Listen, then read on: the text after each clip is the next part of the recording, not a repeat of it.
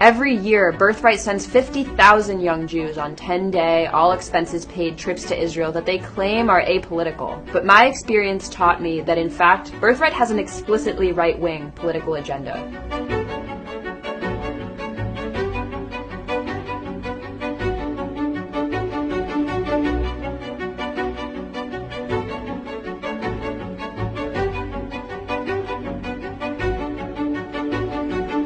Visiting Israel in 2018 and not talking about Israel's military occupation of Palestinians is like visiting the Deep South in the 1950s and not talking about Jim Crow segregation. Birthright consistently tries to hide the occupation from its participants, instead giving a false narrative intended to get my generation to support a violent system that goes against so many of our Jewish values. I grew up with a deep commitment to social justice, and that meant asking hard questions when I saw something wasn't right. My grandparents are Holocaust survivors, and their stories have always driven me to fight for justice and stand up for the freedom and dignity of all people. This spring, I saw all the violence happening in Gaza, when the Israeli army killed more than 100 Palestinian protesters and used live ammunition to injure thousands more. I was horrified by this outburst of violence, and I went to protests on my college campus with If Not Now, a movement led by young American Jews to end our community's support for the occupation. With If Not Now, I learned how these killings were linked to the 51-year-long occupation of the Palestinian people.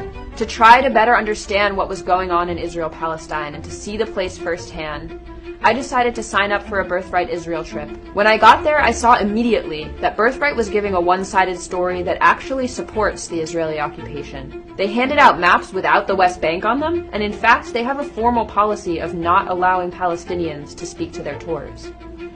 The truth is, Birthright pushes this pro-occupation agenda because it's mostly funded by the Israeli government and by right-wing American donors. Sheldon Adelson, a right-wing billionaire who has given millions to Donald Trump, has also contributed at least $200 million to Birthright itself. This is not a coincidence. They know that if they showed us what's really happening in Israel, my generation would want to be on the right side of history and join the growing movement taking meaningful action to end the occupation. From day one, it was clear to me that the other people on my trip wanted to know more about the occupation and hear directly from Palestinians, but our itinerary purposefully left this out, using the Israeli government's talking points instead of the truth when talking about the conflict. I made a choice. 7 other Birthright participants and I decided that instead of taking part in Birthright's pro-occupation agenda, we would leave the trip to meet with Palestinians living under occupation every day.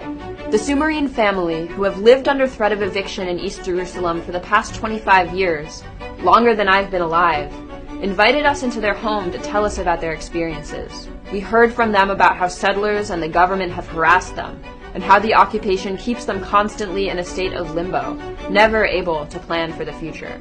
We deserve the truth. The occupation is a daily nightmare, and Birthright, while claiming to be apolitical, is supporting and upholding that violent system that denies Palestinians freedom and dignity. Our generation deserves better than Birthright.